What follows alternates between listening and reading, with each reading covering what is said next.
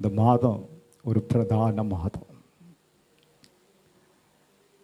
பரிசுத்த ஆவியானவர் சபைகளிலே ஊற்றப்பட்ட மாதம். ஹல்லேலூயா, ஹல்லேலூயா.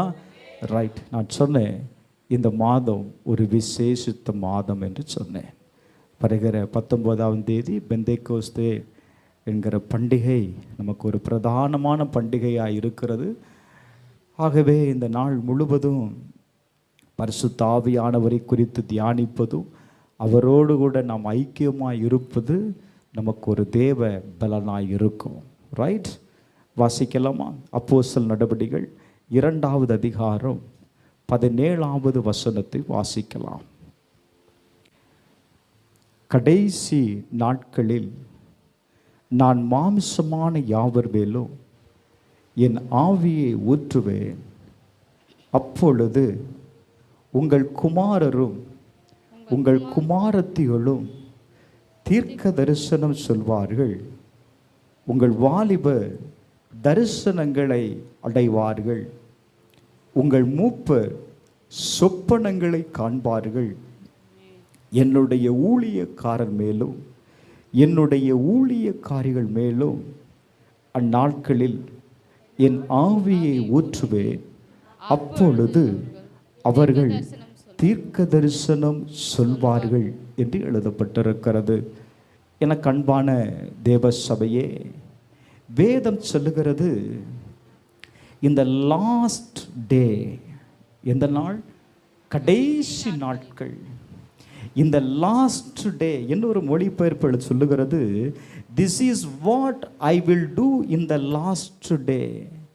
இதைத்தான் நான் கடைசி நாட்களில் செய்ய போகிறேன். என்ன செய்ய போகிறேன்? I will pour out my spirit on everybody. நான் என்னுடைய ஆவியை எல்லார் மேலும், மாமிசமான யாவர் மேலும் என் ஆவியை நான் ஊற்றப் போகிறேன். என்னுடைய ஆவியை ஊற்றும் பொழுது என்ன நடக்கும் தெரியுமா? சபையில் இருக்கிறதான குமாரர்களும் குமாரத்திகளும் என்ன சொல்லுவார்களா? தீர்க்க தரிசனம் சொல்லுவார்கள்.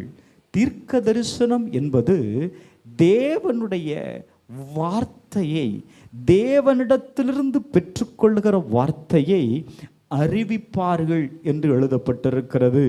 மூப்பர்களுடைய வாழ்க்கையில் என்ன நடக்கும் தெரியுமா? அவர்களுடைய வாழ்க்கையில் தரிசனங்களை தேவன் கொடுக்கிற சொப்பனத்தின் முகாந்திரம் அவங்க வாழ்க்கையில் என்ன செய்வாங்களாம்? அந்த எக்ஸ்பீரியன்ஸை அவங்க வாழ்க்கையில் பார்ப்பாங்களாம். ஆதி நாட்களில், பழைய ஏற்பாட்டின் காலங்களில் கர்த்தர் என்ன செய்தார்? சொப்பனங்கள், தரிசனங்கள் முகாந்திரம் பேசினார். அப்போ ஆண்டவர் என்ன செய்வார்? அதே போல இந்த கடைசி நாட்களிலையும் மூப்பர்கள் மேலே ஆண்டவர் என்ன செய்கிறார்?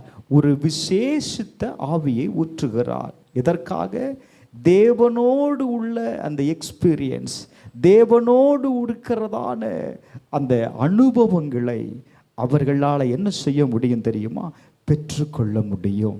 ரைட், இந்த பெந்தகோஸ்தே பண்டிகையை கொண்டாடுவதற்கு ரோம பேரரசு முழுவதிலும் இருந்து ஏராளமான ஜனங்கள், யூதர்கள் எங்கே வந்தார்கள்? எருசலேமுக்கு வந்தார்கள். காரணம் என்ன? இயேசுவால் அவர்களுக்கு வாக்குத்தத்தம் கொடுக்கப்பட்டிருக்கிறது. இப்போ பாருங்க, அங்கே வந்து இருக்கிறாங்க. அங்கே இருக்கிற கலிலேயர்கள் என்ன செய்கிறார்களே ஆனால் வெவ்வேறு பாஷைகளை பேசுகிறார்கள். Glory to God. பல பாஷைகளை பேசுகிறார்கள். இவர்கள் பேசினதை பவுல் அந்த ஜனங்களுக்கு ஒன்றும் புரியல. இவர்கள் என்ன பேசுகிறார்கள் என்பது தெரியல. வேதம் சொல்லுகிறது, அவர்களுடைய வாழ்க்கையில் என்ன நடந்தது தெரியுமா? பேதுரு பழைய ஏற்பாட்டின் காலத்தில் நடந்த சம்பவங்களை அவர் என்ன செய்து கொடுக்கிறான்? வெளிப்படுத்துவதை நீங்கள் பார்க்க முடியும். அப்போஸ்தலர் நடபடிகள் 2வது அதிகாரம் 8வது வசனத்தை நாம் பார்க்கும் பொழுது, அவரவர் என்ன செய்தார்கள்? ஜென்ம பாஷைகளில் நாம் பேசுவதை நாம் கேட்கிறோமே என்று சொல்லுகிறதை பார்க்க முடியும். யோவேல் எழுதின தீர்க்கதரிசன புஸ்தகம் 2வது அதிகாரம் 28வது வசனத்தை நீங்கள் வாசித்து பாருங்கள். அங்கே எழுதப்பட்டிருக்கிறது, நான் மாமிசமான யாவர் மேலும் என்ன செய்வேன்? என் ஆவியை ஊற்றுவேன். என் ஆவியை ஊற்றும் பொழுது உங்கள் குமாரர்களும் உங்கள் குமாரத்திகளும் என்ன செய்வார்கள்? தீர்க்க தரிசனம் சொல்லுவார்கள். ஒரு ஆமென் சொல்லுங்களேன். ஹல்லேலூயா, ஹல்லேலூயா. அப்ப யோவேல் தீர்க்கதரிசியினால் எழுதப்பட்டவைகள் என்ன செய்யப்படுகிறது? புதிய ஏற்பாட்டின் காலத்தில் நிறைவேறுகிறதை நீங்கள் பார்க்க முடியும். யோவான் எழுதின சுவிசேஷம் 14வது அதிகாரத்தில் 15வது வசனத்திலிருந்து நீங்கள் வாசிக்கும் போது, ஆண்டவராய் இருக்கிற இயேசு கிறிஸ்து முன்பதாகவே சொல்லுகிறத நீங்கள் பார்க்கலாம். என்ன சொல்றாரு? நீங்கள் என்னிடத்தில் அன்பா இருந்தால் என் கற்பனைகளை நீங்க என்ன செய்வீங்கப்பா? நீங்க கை கொள்ளுவீங்க. நான் பிதாவை வேண்டிக் கொள்ளுவேன். அப்பொழுது நல்ல கவனிங்க, நான் பிதாவை வேண்டிக் கொள்ளுவேன், அப்பொழுது என்றென்றைக்கும் உங்களோடு கூட இருக்கும்படி யாரை அனுப்புவாரா? சத்திய ஆவியாகிய வேறொரு தேற்றரவாளனை உங்களுக்கு அனுப்புவேன். உங்களோடு கூட இருக்கும்படி. அந்த வார்த்தை ரொம்ப முக்கியம். நான் உங்களை விட்டு நான் கடந்து போகிறேன், ஆனால் நான் இருந்த இடத்தில் உங்களோடு கூட இருக்கும்படி நான் என்ன செய்கிறேன்? வேறொரு தேற்றரவாளனை நான் உங்களுக்கு என்ன செய்கிறேன்? நான் அனுப்புகிறேன். Price the Lord. இதை யார் பெற்றுக்கொள்ள மாட்டாங்க அப்படின்னா, உலகமோ உலகத்தில் உள்ள ஜனங்களோ இவரை என்ன செய்ய மாட்டார்கள்? அறிந்து கொள்ள மாட்டார்கள். ஆனால் இந்த சத்திய ஆவியானவர் உங்களோடு கூட வாசம் பண்ணி உங்களோடு கூட இருக்கிறதுனால நீங்கள் அவரை என்ன செய்து கொள்ள முடியும்? அறிந்து கொள்ள முடியும். அல்லேலூயா, அல்லேலூயா. அநேக நேரத்தில் இந்த பரிசுத்த ஆவியானவரை நம்மளால் அறிந்து கொள்ள முடிகிறதில்லை. ஆலயத்தில் வருகிறோம், யாரோ 2 பேர் ஆவியில் நிறைகிறார்கள், ஏதோ பேசுகிறார்கள், நம் வேடிக்கையாக இருக்கிறது. ஆனால் வேதம் சொல்லுகிறது, இந்த பரிசுத்த ஆவியானவர் உங்களோடு கூட இருக்கிறதுனால நீங்கள் என்ன செய்ய முடியும்? அறிந்து கொள்ள முடியும். அவர் உங்களோடு கூட இருக்கிறார் என்பதை நீங்கள் எப்படி அறிந்து கொள்ள முடியும் அப்படின்னா, யோவான் 16வது அதிகாரம் 13வது வசனத்தில் வாசிக்கும்போது, இந்த சத்திய ஆவியாகிய அவர் வரும்போது, யார் வரும்போது? ஆவியானவர் வரும்போது அவர் என்ன செய்வாரா? சகல சத்தியத்திற்குள்ளேயும் உங்களை நடத்துவார். ஒரு ஆமென் சொல்லுங்களேன். அல்லேலூயா, அல்லேலூயா. அவர் என்ன செய்வாருங்க?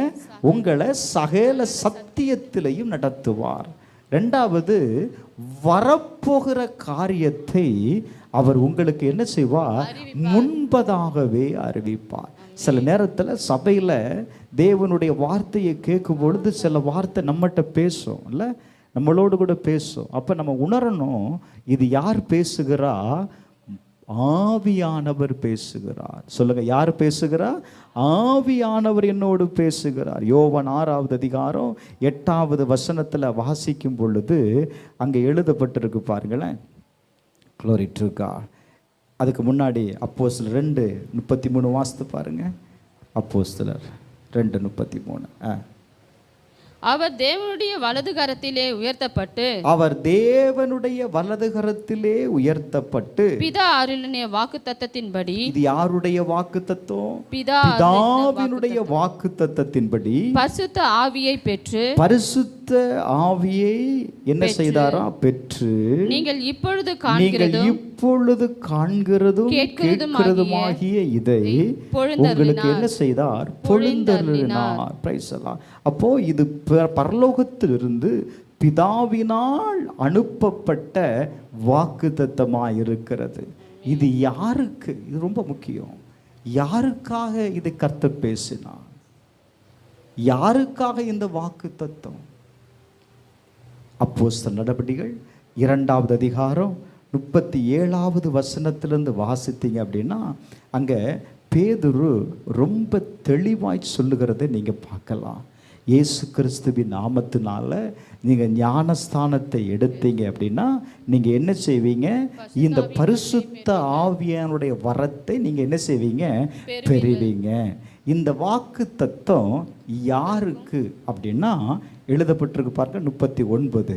வாக்கு தத்தமானது உங்களுக்கும் உங்கள் பிள்ளைகளுக்கும். ஒரு ஆமென் சொல்லுங்களேன்.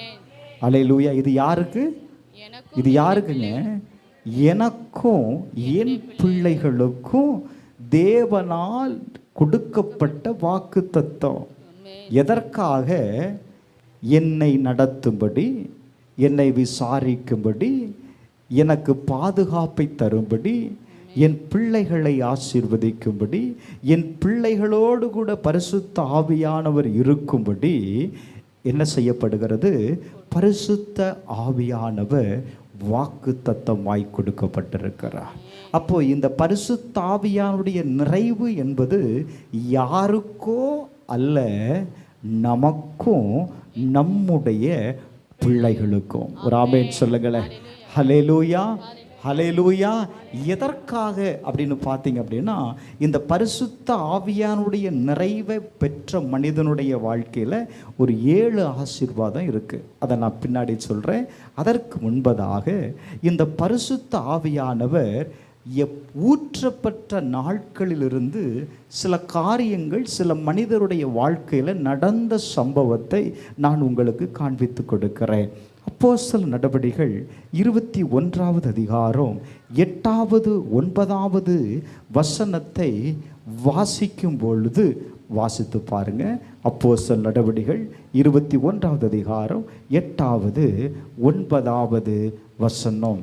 மறுநாளிலே பவுலை சேர்ந்தவர்களாகிய நாங்கள் புறப்பட்டு செசரியாய் பட்டணத்திற்கு வந்து 7 பேரில் ஒருவனாகிய பிலிப்பு என்னும் சுவிசேஷகனுடைய வீட்டில் பிரவேசிக்கிறாங்க.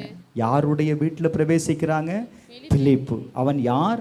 அவன் ஒரு சுவிசேஷ ஊழியத்தை செய்கிற ஒரு மனுஷன். இப்போ பார்த்தீங்கன்னா அந்த வீட்டில் அவனுக்கு 4 பெண் பிள்ளைகள் இருக்கிறார்கள். எத்தனை பெண் பிள்ளைகள் இருக்கிறார்கள்? 4 கன்னிய ஸ்திரீகள் இருக்கிறார்கள் என்று வேதம் சொல்லுகிறது.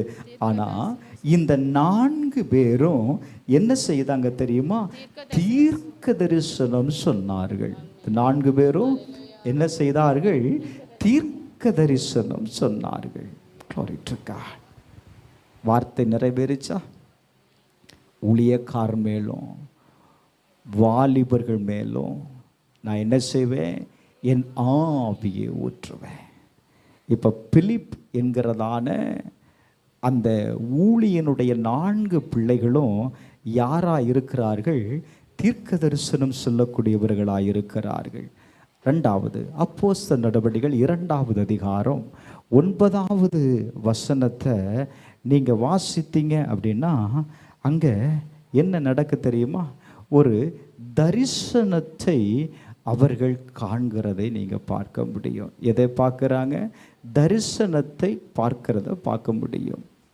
அப்போஸ்தலர் நடபடிகள் 11வது அதிகாரம் 28வது வசனத்தை வாசித்து பாருங்க.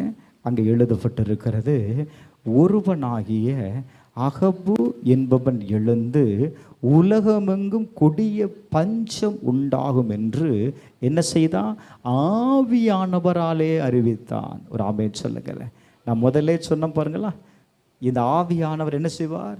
வரப்போகிற காரியத்தை அறிவிக்கிறவர். அப்போது இந்த அகப்பு என்கிறதான மனிதன் என்ன செய்கிறான்? பரிசுத்த ஆவியானவராலே தேசத்தில் என்ன உண்டாக போகிறது? ஒரு பெரிய பஞ்சம் உண்டாக போகிறதுன்னு சொல்கிறான். இப்போது அவன் சொன்னபடியே அந்த தேசத்தில் என்ன செய்தது தெரியுமா? பஞ்சம் உண்டாயிற்று. ஒரு ஆமென் சொல்லுங்களேன். ஹல்லேலூயா. அப்போ நல்ல கவனிங்க, பரிசுத்த ஆவியானவரோடு கூட நீங்கள் வைத்திருக்கிற அந்த உறவு, பரிசுத்த ஆவியானவரோடு கூட வைத்திருக்கிற அந்த ஐக்கியம் உங்கள் வாழ்க்கையில் வரப்போகிற காரியத்தை உங்களுக்கு ஆவியானவர் சொல்லுவாருங்க. ஹல்லேலூயா. ஆவியானவர் உங்களுக்கு கட்டாயம் சொல்லுவார். சில காரியங்களை இப்போ இன்னொரு வசனத்தை வாசிங்களேன். அப்போஸ்தலர் நடவடிக்கைகள் 21வது அதிகாரம் 10வது வசனம் 11வது வசனம்.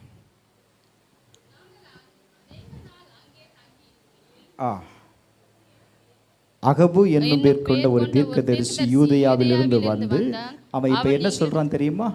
பவுலுடைய கச்சையை எடுத்து தன் கையிலே கால்களையும் கட்டிக்கொண்டு, இந்த கச்சையை உடையவனை எருசலேமில் உள்ள யூதர்கள் இவ்விதமாய் கட்டி புறஜாதியார் கையில் ஒப்பு கொடுப்பார்கள் என்று பரிசுத்த ஆவியானவர் சொல்லுகிறார். நடக்க போகிற சம்பவம் என்ன சொல்லுகிறார்? இந்த கச்சையை உடைய மனிதனை இந்த கச்சையினால் எப்படி கட்டப்பட்டிருக்கிறதோ அதை போல அவனுடைய வாழ்க்கையும் என்ன செய்யப்படும்? சொல்லுங்க. யூதர் இவ்விதமாய் கட்டி புறஜாதியார் கையில் ஒப்பு கொடுப்பார் என்று யார் சொல்றது? பரிசுத்த ஆவியானவர் சொல்லுகிறார். அப்போ நல்லா கவனிங்க. அப்போ நம்முடைய வாழ்க்கையில் இன்னொரு வசனத்தை வாசிச்சிடலாம். அப்போஸ்தலர் நடவடிக்கைகள் 10வது அதிகாரம் 2வது வசனத்தில் கொர்நேலியு என்கிறதான ஒரு தேவ மனுஷன், அவனை குறித்து வேதம் சொல்லுகிறது, அவன் தேவனுக்கு பயந்தவனும் பக்தி உள்ளவனுமாய் இருக்கிறான். இப்போ இவன் ஜெபம் பண்ணிக்கிட்டு இருக்கிறான். ஜெபம் பண்ணிகிட்டு இருக்கும் பொழுது இவனுக்கு என்ன உண்டாகுது பார்த்தீங்க அப்படின்னா, ஒரு தரிசனத்தை அவன் காண்கிறான். என்ன தரிசனத்தை காண்கிறான்? தேவனுடைய தூதன் தன்னிடத்தில் இறங்கி வருகிறதை அவன் தரிசனத்தில் பார்க்கிறான். இப்போ நல்ல கவனிங்க. அப்போ அவன் தரிசனத்தை கண்டு முடியலை. தேவதூதன் என்ன செய்துட்டான்? அவன் வீட்டிற்கு இறங்கி வந்துட்டான். நல்ல கவனிங்க. அப்போ பரிசுத்த ஆவியானுடைய நிறைவு என்பது ஒரு சாதாரணமான விஷயம் அல்ல. அவர் உங்களோடு கூட இருப்பார், உங்களை சகல சத்தியத்திலும் நடத்துவார், உங்களுக்கு வேண்டிய எல்லா காரியங்களையும் அவர் என்ன செய்வார்? செய்வார். வரப்போகிற காரியங்களையும் அறிவிப்பார். எந்த காரியத்தை செய்யக்கூடாது என்பதையும் அவர் என்ன செய்வார்? உங்களுக்கு சொல்லித் தருவார். அப்போ இனி வருகிற நாட்களில் இந்த பரிசுத்த ஆவியானுடைய ஒத்தாசை இல்லாமல் வாழ முடியாது. நான் சொல்றது வசனம் சொல்லுகிறது, இந்த லாஸ்ட் டே, நாம் கடைசி நாட்களில் வந்திருக்கிறோம். நாம் கடைசி நாட்களில் வந்திருக்கிறோம். அப்போ இந்த கடைசி நாட்களில் கர்த்தர் உங்கள் மேலே தன்னுடைய ஆவியை ஊற்ற விரும்புகிறார். அப்போ யாருக்கு இந்த ஆவியை ஊற்றுவார்? இந்த ஆவி ஊற்றப்படுகிறதுனால அவனுடைய வாழ்க்கையில் என்ன கிடைக்கும்? இந்த ஆவி ஊற்றப்படுகிறதுனால அவனுக்கு என்ன பிரயோஜனம்? ஒரு 7 காரியத்தை சுருக்கமாய் சொல்லி நான் முடிக்கிறேன். 1, ஏசாயா 44வது அதிகாரம் அதனுடைய 3வது வசனத்தை நீங்கள் வாசித்தீங்க அப்படின்னா, முதலாவது, தாகம் உள்ளவன் மேல் ஆண்டவர் என்ன செய்கிறார்? தண்ணீரை ஊற்றுகிறார். வறண்ட நிலத்தின் மேல் ஆறுகளை ஊற்றுவேன். உன் சந்ததியின் மேல் என் ஆவியையும் உன் சந்தானத்தின் மேல் என் ஆசீர்வாதத்தையும் ஊற்றுவேன் என்று ஆண்டவர் சொல்லுகிறார். முதலாவது, இந்த ஆவியானவர் யாருக்கு ஊற்றப்படுகிறார் அப்படின்னா, தாகம் உள்ளவன் மேல் ஊற்றப்படுகிறார். இந்த ஆவியானவர் ஒரு மனிதனுடைய வாழ்க்கையிலே ஊற்றப்படும் பொழுது அவனுடைய வாழ்க்கை என்னவாய் மாறுகிறது? அவன் ஆசீர்வதிக்கப்படுகிறான், அவனுடைய சந்ததி ஆசீர்வதிக்கப்படுகிறது. நல்ல கவனிங்க. அவன் வாழ்க்கையில் ஒரு ஆசீர்வாதத்தினுடைய ஊற்று என்ன செய்யப்படும் அப்படின்னா திறக்கப்படும். நீதிமொழிகளின் புஸ்தகம் 1ஆம் அதிகாரம் 23ஆவது வசனத்தை வாசிக்கும்போது, என் கடிந்து கொள்ளுதலுக்கு திரும்புங்கள், இதோ என் ஆவியை அவர்களுக்கு நான் என்ன செய்வேன், அருளுவேன். சத்திய ஆவியானவரே யார் அப்படின்னா கடிந்து கொள்ளுகிறவர் தான். சில நேரத்தில் இயேசுவோடு கூட இருந்தவர்கள் கூட என்ன செய்தாங்க தெரியுமா, இந்த கடினமான உபதேசத்தை யார் பின்பற்றுவா அப்படின்னு சொல்லிட்டு விலகிட்டாங்க. இன்றைக்கு கிறிஸ்தவர்களுடைய வாழ்க்கையில் அநேக பேர் ஏன் இயேசுவை விசுவாசித்தவர்கள்தான், ரட்சிக்கப்பட்டவர்கள்தான் ஏன் பின்மாற்றம் அடைந்து விடுகிறார்கள் அப்படின்னா, அவங்களுக்குள்ள என்ன இல்லை, பரிசுத்த ஆவியானவர் இல்லாததுனால தான் அவங்களுடைய வாழ்க்கை என்ன செய்து விடுகிறது, பின்மாற்றம் அடைந்து விடுகிறது. அந்த வார்த்தையை நல்ல கவனிங்க. என் ஆவியை அவர்களுக்கு அருளுவேன், என் வார்த்தைகளை உங்களுக்கு நான் தெரிவிப்பேன். ஒரு ஆமென் சொல்லுங்களேன். ஹல்லேலூயா, ஹல்லேலூயா, ஹல்லேலூயா. அப்போ ஆவியானவர் அருளுகிற, பேசுகிற வார்த்தையை கேட்கிற ஒவ்வொருடைய வாழ்க்கையிலையும் என்ன உண்டாகுங்க, ஆசீர்வாதம் உண்டாகும். ஒரு ஆமென் சொல்லுங்களேன். இரண்டாவது, எபிரெயருக்கு எழுதின நிருபம் 1ஆவது அதிகாரம் அதனுடைய 2ஆவது வசனத்தை வாசித்து பாருங்க. எபிரெயர் 1ஆவது அதிகாரம் 2ஆவது வசனத்தை வாசித்து பாருங்க. இந்த கடைசி நாட்களில்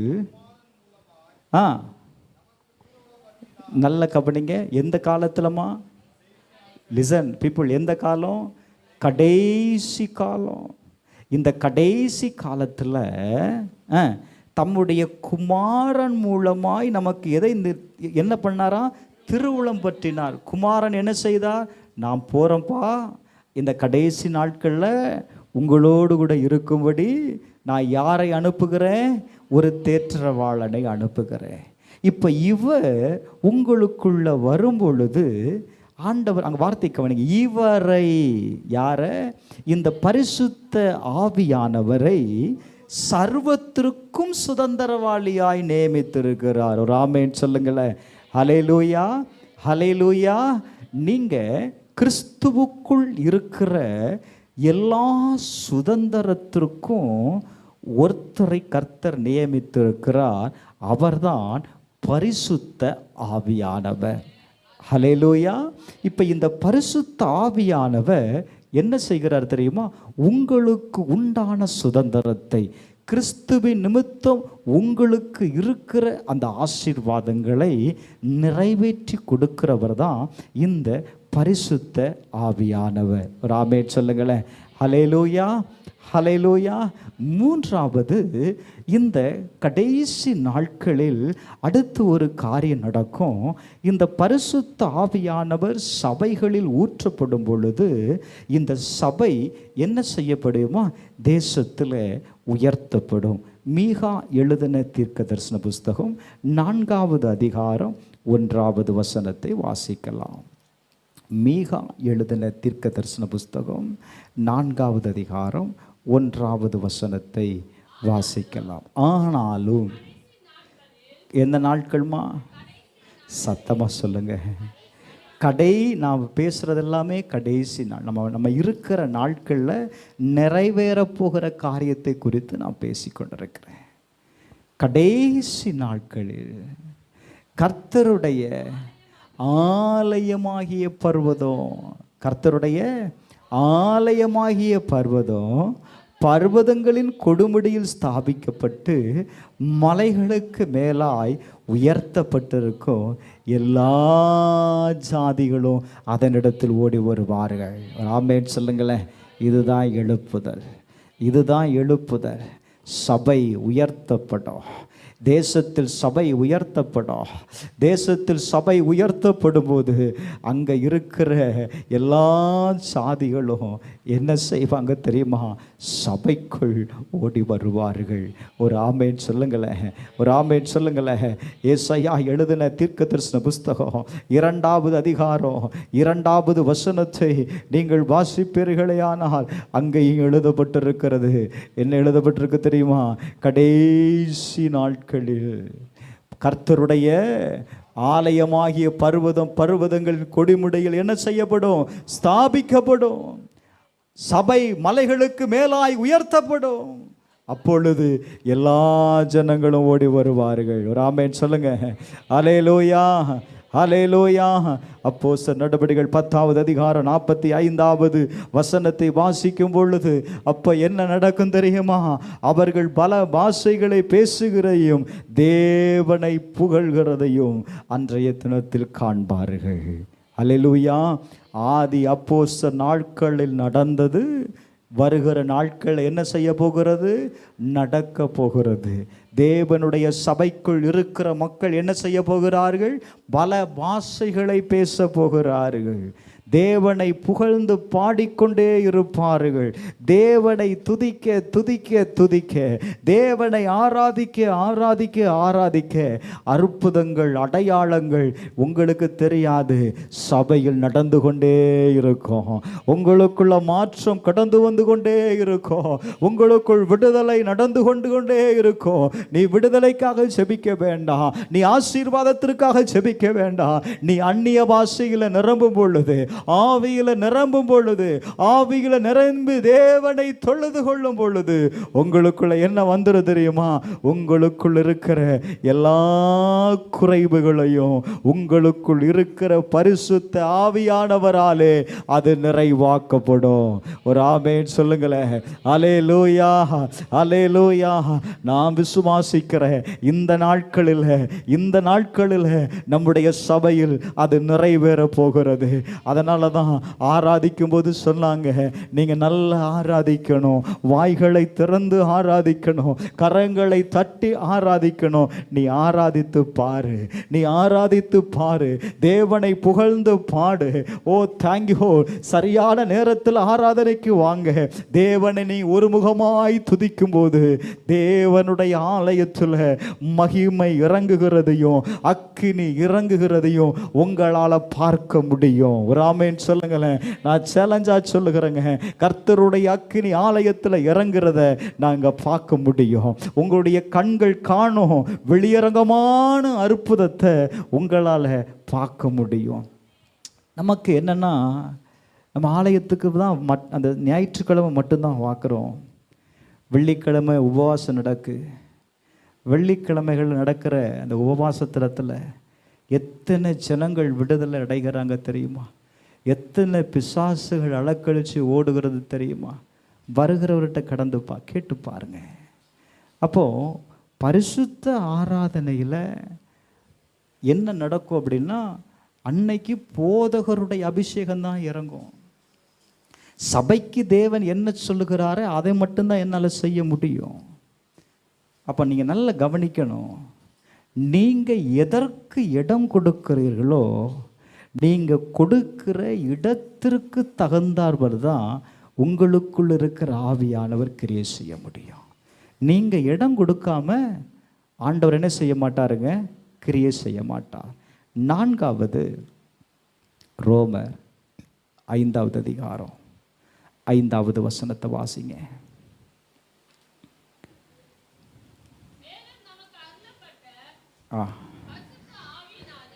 நமக்கு அருளப்பட்ட, சத்தமா சொல்லுங்க எல்லாரும் சேர்ந்து அந்த வசனத்தை வாசிங்க.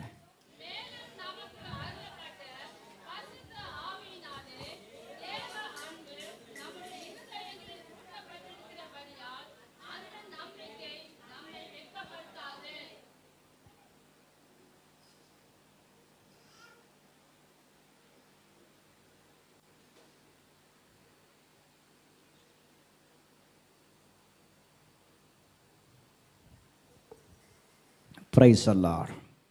வேதம் சொல்லுது, நமக்கு அருளப்பட்ட பரிசுத்த ஆவியினாலே. இப்போ தேவ அன்பு நம்ம இருதயத்தில் என்ன செய்யப்பட்டிருக்கு? சத்தமாக சொல்லுங்க, ஊற்றப்பட்டிருக்கு. யாரால தேவ அன்பு ஊற்றப்பட்டிருக்கு? பரிசுத்த ஆவியினால தேவ அன்பு ஊற்றப்பட்டிருக்கிறபடியினால அந்த நம்பிக்கை நம்ம என்ன செய்யாது அப்படின்னா வெட்கப்படுத்தாது. ஒரு ஆமென் சொல்லுங்களேன். ஹல்லேலூயா. அப்போ 4, பரிசுத்த ஆவியானவர் உங்களுக்குள் இருப்பார் அப்படின்னா உங்களை ஒரு நாளும் வெட்கப்படுத்த மாட்டார். எத்தனை பேர் விசுவாசிக்கிறீங்க? நீங்கள் எந்த இடத்துலையும் வெட்கப்பட்டு போக மாட்டீங்க. நீங்கள் எந்த இடத்துலையும் ஏன்னா உங்கள் இருதயத்தில் என்ன இருக்குது அப்படின்னா பரிசுத்த ஆவியானவரால் தேவனுடைய அன்பு என்ன செய்யப்பட்டிருக்கு? ஊற்றப்பட்டிருக்கு. ஒரு ஆமென் சொல்லுங்களேன். அல்லேலூயா. இப்போ தேவ அன்பு உங்களுக்குள் இருக்கும்போது உங்களை வாழ்க்கையில் என்ன வராது? வெட்கம் வராது. ஒரு இடத்துலையும் ஆண்டவர் உங்களை என்ன செய்ய மாட்டார்? தலை குனிய விட மாட்டார். 5வது 1 கொரிந்தியர் 14வது அதிகாரம் 26வது வசனத்தில் வாசிக்கும்போது நீங்கள் கூடி வாசிங்க. 1 கொரிந்தியர் 14வது அதிகாரம் 26வது வசனம்.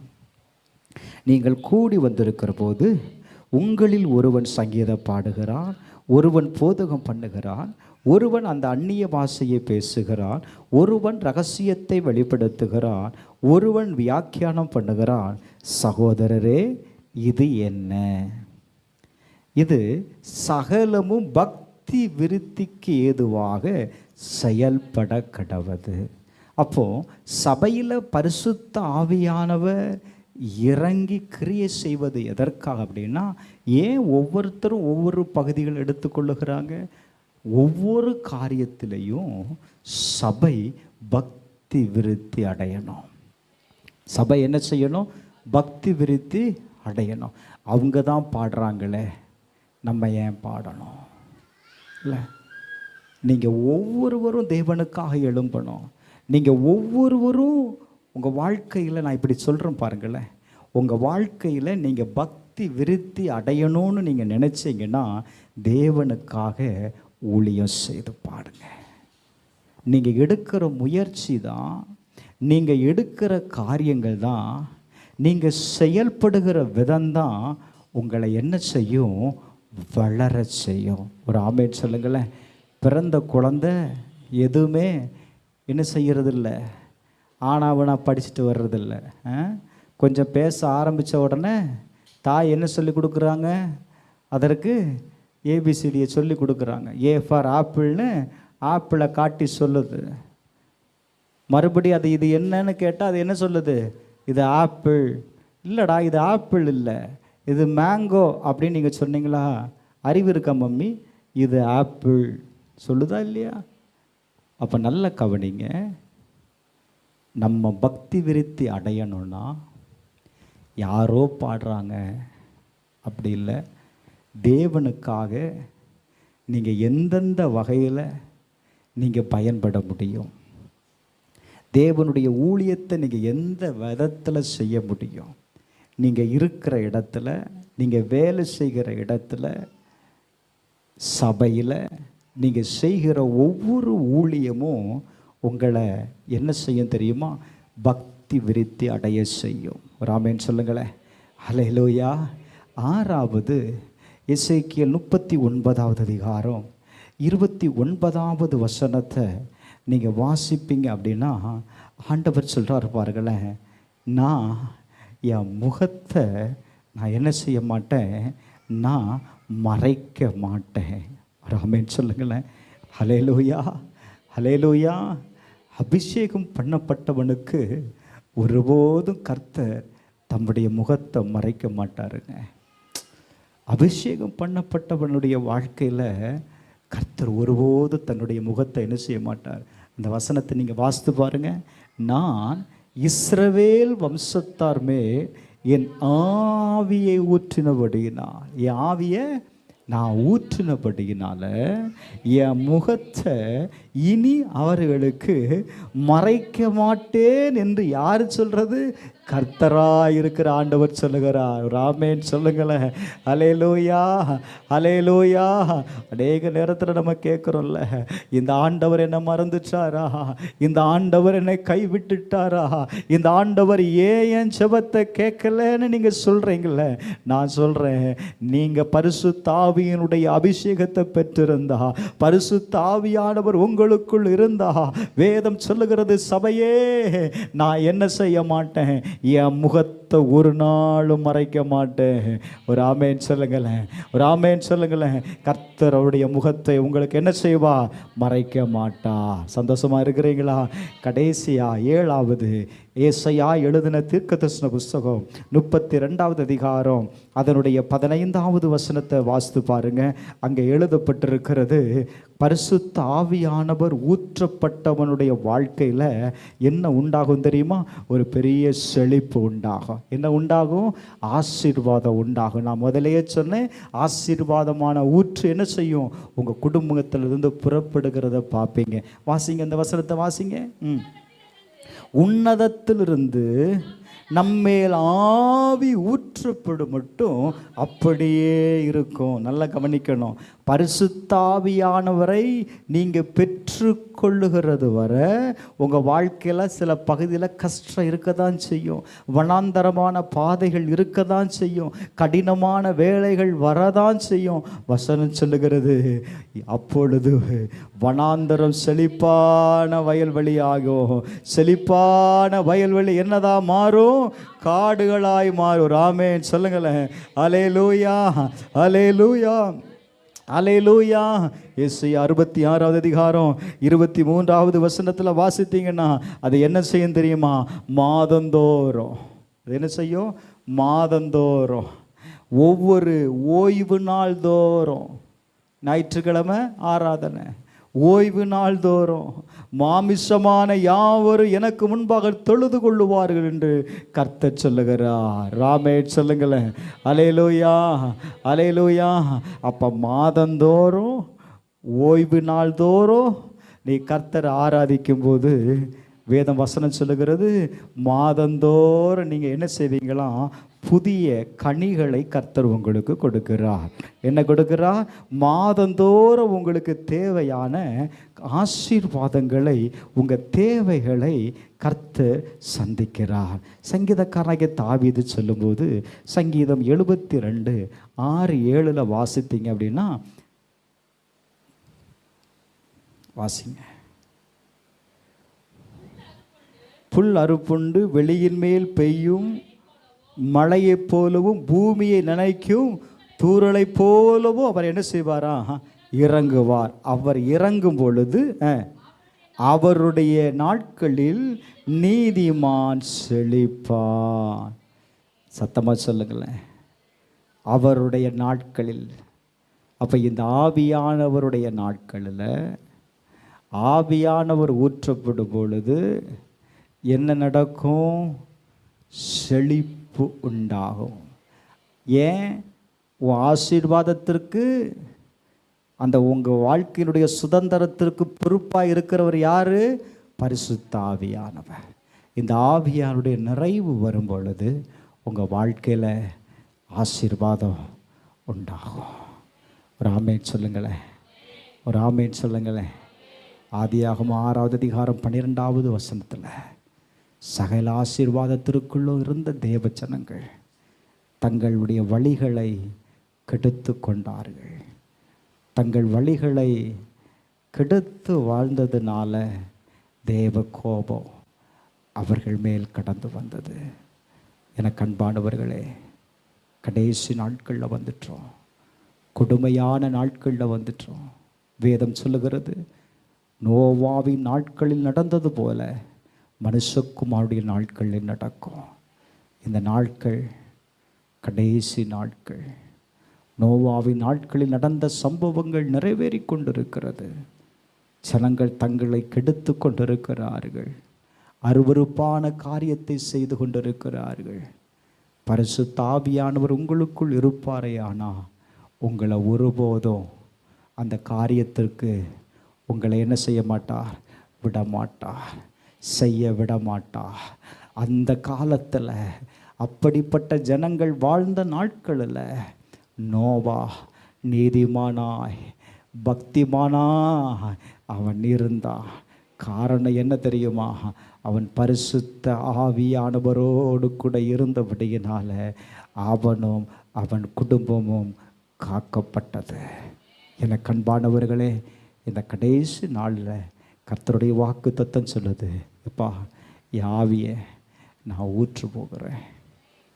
தாகம் உள்ளவன் மேலே ஊற்றுவேன், வாஞ்சையாக இருக்கிறவன் மேலே ஊற்றுவேன், என் சத்தத்திற்கு செவி கொடுக்கிறவன் மேலே ஊற்றுவேன். இந்த ஆவியை பெற்ற மனிதன் சகல ஆசீர்வாதத்தினாலும் நிறைந்தவனாய் இருப்பான். கடைசியாக ஆதியாகம புஸ்தகம் 49வது அதிகாரம் 1வது வசனத்தில் யாக்கோபு என்ன சொல்லி முடிக்கிறான் தெரியுமா? கடைசி நாட்களில் யாக்கோபு தன் குமாரரை அழைத்து, நீங்கள் கூடி வாருங்கள், கடைசி நாட்களில் உங்களுக்கு நேரிடும் காரியங்களை நான் அறிவிப்பேன். ஹல்லேலூயா, ஹல்லேலூயா. கடைசி நாட்களில் நேரிடுகிற காரியத்தை பரிசுத்த ஆவியானவரால், தேங்க்யூ ஹோலி ஸ்பிரிட், இயேசு இந்த உலகத்தில் இருந்த அந்த நாட்களில் தம்மோடு கூட இருந்த ஜனங்களுக்கு அறிவித்தார். அவர் சொல்லுகிறார், கடைசி நாட்களில் நடக்க போகிற சம்பவம். இந்த கடைசி நாட்களில் நாம் வாழணும் அப்படின்னா ஒருவருடைய உதவி நமக்கு தேவை. அவர்தான் பரிசுத்த ஆவியானவர். அவரால் மட்டும்தான் உங்களை என்னையும் கரை திரை அற்றவர்களாய் தேவனுக்கு முன்பாக நிறுத்த முடியும். உங்களுடைய பரிசுத்தமோ, உங்களுடைய பக்தியோ, உங்களுடைய வைராக்கியமோ தேவனுக்கு முன்பாக உங்களை கொண்டு போய் நிறுத்தாது. உங்களுக்குள் இருக்கிற பரிசுத்த ஆவியானவரால் மட்டுமே உங்களை கரைதிரையற்றவர்களாய் தேவனுக்கு முன்பாக கொண்டு போய் நிறுத்தும். அவர் உங்களை ஆசீர்வதிக்க விரும்புகிறார். அவர் உங்களுக்கு உதவி செய்ய விரும்புகிறார். உங்கள் பலகீனங்களில் அவர் உங்களுக்கு உதவி செய்வார். உங்கள் வாழ்க்கைக்கு தேவையான எல்லாவற்றிற்கும் இந்த பரிசுத்த ஆவியானவர் போதுமானவராயிருக்கிறார். எத்தனை பேர் விசுவாசிக்கிறீங்க? எத்தனை பேர் விசுவாசிக்கிறீங்க? ஒரே ஒரு நிமிடம் எல்லாரும் முழங்கால் படியிட்டு அந்த ஆண்டவர்கிட்ட ஒப்பு கொடுப்போமா? பரிசுத்த ஆவியானுடைய ஆளுகைக்கு ஒப்பு கொடுப்போமா? எங்கள் பரலோக பிதாவே, நீர் பேசின வார்த்தைக்காய் நன்றி. பரிசுத்த ஆவியானுடைய வார்த்தைக்கு எங்களை ஒப்பு கொடுக்கிறோம். பரிசுத்த ஆவியானவர் எங்களை, எங்கள் திருச்சபையை நீர் நடத்துவீராக. இயேசுவின் நாமத்தில் ஜெபிக்கிறேன் நல்ல பிதாவே, ஆமென்.